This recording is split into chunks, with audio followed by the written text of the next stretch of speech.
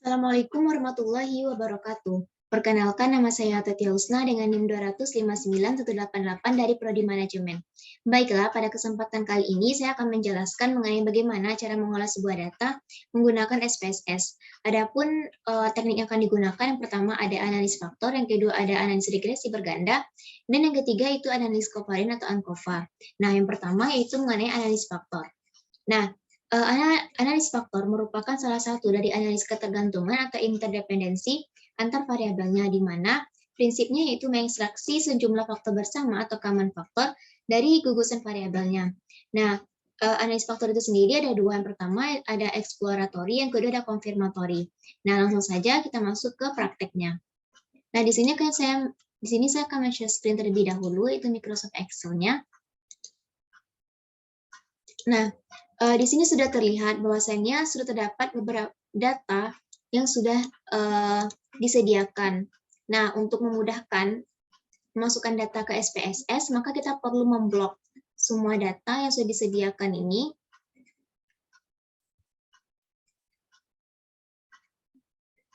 Oke. Kita blok. Jika sudah diblok semuanya, maka kita klik copy. Nah, jika klik copy, maka kita substitusi terlebih dahulu. Kita share screen-kan yaitu IBM. Nah, di sini sudah ditampilkan yaitu mengenai aplikasi dari IBM SPSS-nya tadi, data editornya. Nah, di sini di aplikasi ini itu ada data view dan ada variable view. Nah, di data view ini yang tadi sudah kita kopikan, itu kita pastikan di sini. Nah, di sini sudah terlihat yaitu data-data yang sudah kita pastikan dari yang sudah kita copy, maksudnya dari Microsoft Excel tadi ini sudah kita pastikan ke SPSS-nya. Nah, kita masuk ke variable view. Nah, di variable view ini kita perlu mengganti namanya, mengganti nama sesuai yang ada di Excel tadi. Nah, untuk pertama yaitu namanya itu ada umur. Yang kedua itu ada gender. Yang ketiga ada education. Yang keempat itu ada bidang. Yang kelima itu ada lama. Yang keenam itu ada golongan. Yang ketujuh itu ada HP. Dan yang kedelapan ada PC. Yang kesembilan itu SAK. Yang ke-10 ada pelatihan. 11 itu ada PE1. 12 EE1, 13 IC1, 14 ada A, NX1, selanjutnya ada S, U, C1, selanjutnya ada SOL 1,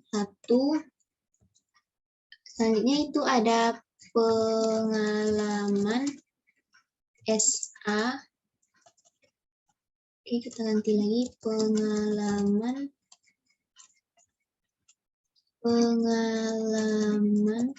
SA. Lanjut ke pelatihan SAK, ke SAK di rumah, ke SAK di kantor. Nah, terakhir itu ada yang namanya frekuensi. Nah, di sini itu sudah ditampilkan yaitu di variable view itu ada nama, tipe, desimalnya, value, missing, column, align, measure, and role-nya. Nah, di sini yaitu pertama tadi kita menggunakan analis faktor. Nah, untuk analis faktor itu sendiri, yaitu caranya yang pertama itu kita masuk ke ini menu analyze, lanjut kita ke dimension reduction, lanjut ke vector. Nah, di vektor ini kita perlu masukkan beberapa variabel. Di sini saya akan masukkan umur hingga ke PC. Lanjut kita klik ini dan dia akan pindah ke variabel. Nah, selanjutnya itu langkah selanjutnya kita klik deskriptif, lalu kita klik anti-image dan KMO and Bartlett test of sphericity. Klik continue, lalu kita klik OK. Nah, di sini sudah ditampilkan yaitu ada KMO dan Bartlett test-nya, anti-image matrix-nya, community-nya, total variance explain-nya, komponen matriksnya. Nah, di sini perlu kita garis bawahi di mana komponen matriksnya itu seharusnya itu komponennya itu hanya berjumlah satu komponen. Nah, di sini terdapat 3 komponen. Maka langkah yang selanjutnya yang kita lakukan yaitu kita harus melihat dulu anti-image correlation-nya. Di mana jika terdapat di bawah 0,05 maka kita perlu mengeluarkannya. Di sini kita lihat, sini 608, 633, 538, 452, 564, 438, 632, 576. Nah, di sini terdapat 2 buah yang berada di bawah 0,05. Maka kita perlu mengeluarkannya. Maka caranya kita klik analyze, image reduction, faktor. Nah, di sini tadi yang perlu kita keluarkan, tadi ada 2 buah. Ada yang 4, yaitu ada bidang. Kita keluarkan bidang, dan ada yang namanya golongan. Kita keluarkan golongan. Oke, kita klik OK. Nah, kita lihat lagi. Di sini komponen matriksnya itu masih terdapat 2 komponen. Kita lihat lagi di anti-image correlation-nya. Di sini yaitu terdapat rata-rata itu sudah berada di atas 0,05. Tetapi komponen matriksnya itu masih 2 komponen. Maka jika memang sudah tidak ada yang bawah 0,05, maka yang perlu kita lakukan mencari yang paling MSA-nya yang paling terkecil. Di sini MSA yang paling terkecil itu berada di 554 di lama. Di lama. Maka kita perlu mengeluarkan lama. Kita keluarkan lama, lalu kita klik OK. Nah, di sini sudah terdapat yaitu komponennya terdiri dari 1 komponen. Maka jika sudah berhasil, langkah selanjutnya kita melakukan skor, faktor skor. Lalu kita klik skor, di sini save as variable, regression, continue, dan OK. Nah, di sini kita dapat lihat, maksudnya di sini. Nah, di sini sudah terdapat fact 1 dan di variable view itu juga terdapat fact 1. Nah, langkah selanjutnya yaitu kita lakukan hal yang berulang seperti tadi dengan indikator yang berbeda. Di sini yang umur hingga PC itu kita keluarkan kembali. Ini kita ganti dengan SAK dan juga pelatihan. Kita masukkan, kita unchecklist dulu ini, lalu kita klik ini. Nah, di sini untuk SAK dan pelatihan itu sudah komponen itu sudah 1. Maka kita langsung saja masuk ke faktor skornya. Kita klik lagi, continue, klik OK. Nah, di sini sudah terdapat fact 2. Nah, sudah terdapat 2 fact. Nah, selanjutnya kita masuk ke indikator selanjutnya, yaitu PE1 hingga ke SO1. Kita masukkan skornya, jangan lupa unchecklist dulu. Ini ke OK. Nah, kita lihat dulu. Nah, di sini terdapat 2 buah komponen matriks. Nah, kita perlu mengeluarkan 1. Kita lihat dulu di sini terdapat 704, 683, 734. Nah, rata-rata anti-image correlation-nya itu berada di atas 0,05. Maka yang perlu kita lakukan yaitu mencari yang paling kecil. Nah, untuk yang paling kecil itu kita lihat di SUC1, di 655 yang paling kecil, SUC1. Maka kita perlu mengeluarkan SUC1. Ini kita keluarkan, lalu kita klik drag. Oke, kita lihat. Nah, di sini sudah terdapat yaitu komponen matriksnya itu sudah 1. Selanjutnya yaitu kita melakukan skor. Di skor, save as variable, continue, dan klik OK. Nah, di sini sudah terdapat fact ketiga. Nah, selanjutnya kita masuk ke indikator selanjutnya. Ini kita keluarkan lagi. Kita masuk ke pengalaman. Hingga frekuensi. Kita klik Kita skor dulu, dan checklist dulu. Kita klik OK. Nah, di sini terdapat komponen matriksnya itu 3 buah komponen. Maka kita perlu lihat di sini 364, 336, 355, 392, 340. Nah, di sini rata-rata itu anti-image correlation-nya itu berada di bawah 0,05. Maka kita perlu menggunakan salah satu terlebih dahulu. Nah, yang perlu kita keluarkan itu di pelatihan SAK terlebih dahulu, pelatihan SAK. Pelatihan SAK. Pelatihan SAK kita keluarkan. Oke, pelatihan SAK. Oke. Nah, di sini masih terdapat 2 buah komponen matriks. Akan tetapi di sini masih ada yang di bawah 0,05 dan untuk saat di rumah itu sudah berada di atas 0,05. Nah, kita perlu mengeluarkan salah satunya lagi. Maka kita keluarkan sak di kantor. Kita keluarkan sak di kantor, lalu kita klik OK. Nah, di sini itu sudah terdapat itu komponennya itu 1 komponen. Nah, langkah selanjutnya kita masuk ke faktor dan skor. Kita klik OK. Nah, di sini itu sudah terdapat fact-nya 4 buah fact. Maka kita lihat di variable view itu juga sudah terdapat 4 buah fact. Maka untuk fact ini kita bisa mengganti namanya menjadi X1, di sini menjadi X2, di sini kita bisa mengganti menjadi Y, dan di sini menjadi X3. Nah, untuk yang di sini kita juga bisa mengganti jadi X1, X2, Y, dan X3. Nah,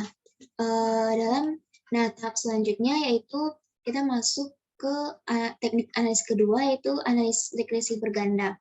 Nah, untuk analisis regresi berganda itu sendiri kita masih menggunakan data dari analisis faktor, di mana data yang tadi data yang sudah diolah yaitu dalam bentuk yang X1, X2, Y, dan X3 yang akan kita olah ke regresi berganda.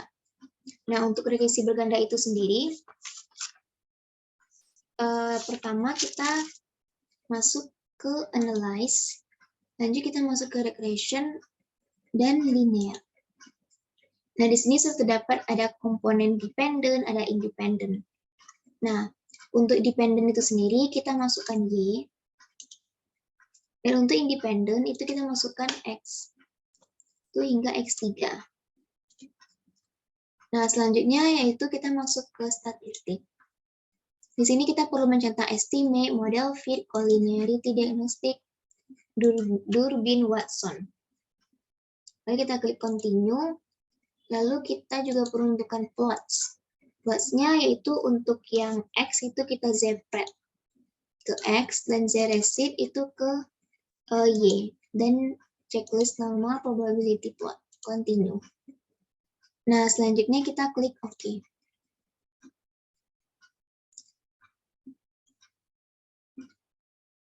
Nah, di sini sudah terlihat yaitu ada regression-nya yang ditampilkan variable enter atau remove pada model summary, ada ANOVA, ada coefficient, Jacobi, linearity diagnostic, residuals, statistik, dan ada normal, plot, dan ada scatter plot atau heteroskedastisitas. Nah, di model summary itu ada R-square, Durbin-Watson. Nah, untuk R-square itu sendiri itu menjelaskan mengenai porsi, seberapa porsi pengaruh dari variabel X3, X1, X2 terhadap variabel Y. Nah, porsi pengaruhnya itu sebesar 0,1164. Nah, itu mengenai model summary, sebenarnya ANOVA. Nah, di ANOVA ini kita perlu melihat itu sig-nya 0,040. Nah, jika dia tuh lebih kecil dari tingkat kesalahan atau errornya yaitu 0,05, maka model regresi itu yang diestimasi itu layak. Di sini sig-nya itu 0,640, maka di sini itu berada kecil dari 0,05, maka regresi ini diestimasi itu layak.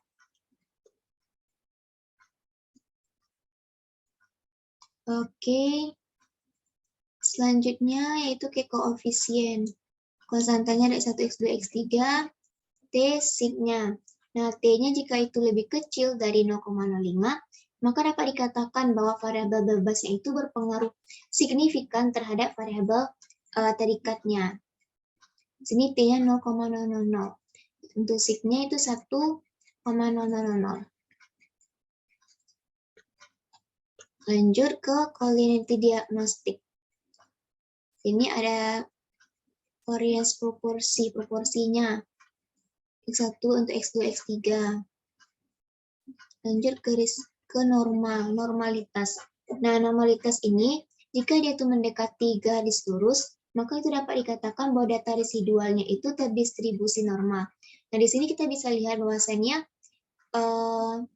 plotnya itu mendekati garis lurus, maka dia dapat dikatakan bahwa dia terdistribusi normal. Selanjutnya ke heteroskedastisitas. Nah, di mana kita bisa lihat scatter plotnya ini yaitu lebih bergerak bebas, tidak adanya pola. Maka jika tidak ada pola atau alur atau tertentu, maka itu tidak terjadi namanya heteroskedastisitas. Atau dengan kata lain itu terjadi namanya homokedastisitas. Oke. Nah, itu mengenai regresi linear berganda.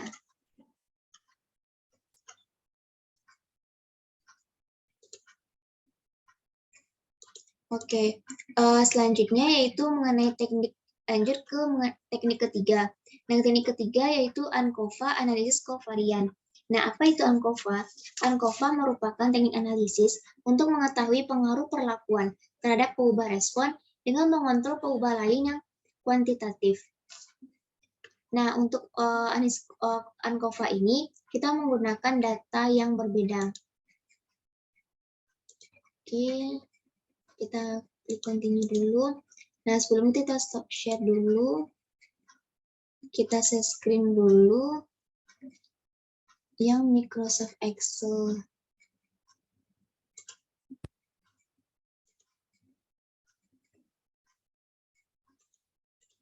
Oke, kita share screen dulu yang ini. Nah, di sini untuk analisis untuk ANCOVA kita menggunakan data nilai mahasiswa mata kuliah A, IQ, juga dosen pengajar. Sama seperti di awal tadi, itu kita perlu memblok dulu datanya, semua data. Jika sudah, maka kita kopikan. Jika sudah copy, kita stop share terlebih dahulu. Lalu kita share screen kembali, yaitu IBM SPSS-nya. Nah, jika sudah di data view, itu kita klik paste. Nah, jika sudah kita kasih nama, di sini kita kasih nama nilai mahasiswa untuk mata kuliah, mata kuliah A. Ini di sini ada IQ, di sini ada namanya dosen pengajar. Nah, jika sudah, maka kita kembali lagi ke data view. Lalu untuk ANCOVA ini kita klik analyze, lanjut ke agenda linear model, lanjut ke univariate. Nah, di sini kita perlu memasukkan ada beberapa variabel, ada dependent variable, fixed factors, dan juga covariate. Nah, untuk yang nilai itu kita masukkan ke dependent. Untuk dosen kita masukkan ke fix, dan untuk IQ kita masukkan ke covariate. Nah, jika sudah, maka kita masuk ke model. Nah, di model ini ada kita lihat tipe, ada tipe 1, 2, 3, dan 4. Maka terlebih dahulu kita menggunakan tipe 3. Kita continue, lalu kita klik OK. Nah, di sini sudah ditampilkan yaitu between subject vectors dosen pengajar, N-nya 12, 12, 12, konsisten, sig-nya itu ada 0,000, 0,21, 0,024. Nah, di sini artinya apa? Di mana R square-nya itu 0,638. Berarti porsi pengaruhnya itu sebesar 0,638. Nah, dari sini, dari yang kita menggunakan sum tipe 3 sum of square ini, maka dari output itu, maka kita bisa menyimpulkan bahwa angka signifikansi untuk pengubah IQ adalah 0,000. Karena nilai sig-nya itu kecil dari 0,05, maka otomatis HO-nya itu ditolak. Hal ini berarti bahwa pada tingkat kepercayaan 95% dapat dikatakan ada hubungan linear antara IQ dengan nilai yang diperoleh oleh mahasiswa. Nah, pernyataan ini mengindikasikan bahwa asumsi ANCOVA telah terpenuhi. Pengujian ini dilakukan dengan menghilangkan pengaruh perbedaan dosen dari model terlebih dahulu. Nah, dari hasil pengolahan itu terlihat bahwa angka signifikansi untuk pengubah dosen itu di 0,024. Karena nilainya itu jauh di bawah 0,05, maka HO-nya itu juga ditolak. Nah, di sini juga terlihat bahwasannya terdapat sebesar 0,00 corrected modelnya. Maka ini juga berada jauh di bawah 0,05, maka HO-nya itu juga ditolak. Nah, selanjutnya itu kita juga bisa menggunakan tipe 1. Caranya kita klik analyze kembali, kita klik general, ini variat, model, kita klik tipe 1. Untuk tipe 1 ini kita klik continue, lalu kita klik OK. Nah, di sini juga sudah terdapat tipe 1 sum of squares. Nah, di sini pengujian ini dilakukan menghilangkan pengaruh IQ dari model. Nah, dari hasil itu terlihat bahwa angka signifikansi untuk pengubah dosen yang ini itu 0,024, sehingga nilai itu berada jauh di bawah 0,05, maka itu HO-nya itu ditolak. Dan untuk corrected modelnya itu sendiri itu 0,00, dan itu juga berada jauh di bawah 0,05, maka itu HO-nya ditolak. Nah, di sini kita saya sudah menjelaskan mengenai bagaimana cara mengolah data menggunakan faktor analisis, menggunakan regresi berganda, dan juga menggunakan ANCOVA analisis kovarian.